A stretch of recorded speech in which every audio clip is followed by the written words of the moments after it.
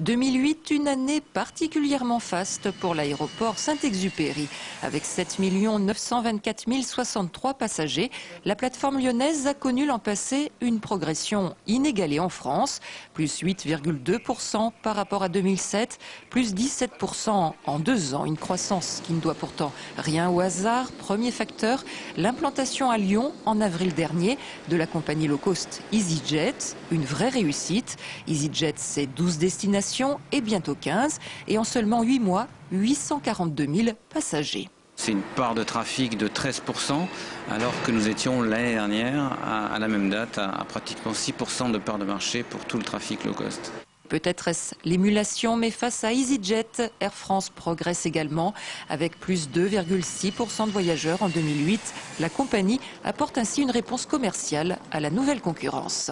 Je pense qu'il y avait une offre effectivement qui était peut-être peu exploitée, insuffisamment exploitée, qui aujourd'hui s'est renforcée, complétée par une politique de prix extrêmement dynamique et effectivement les destinations comme Bordeaux et Toulouse, pour ne pas les nommer, se sont extrêmement développées puisqu'elles ont fait des chiffres de croissance compris entre 30 et 40%.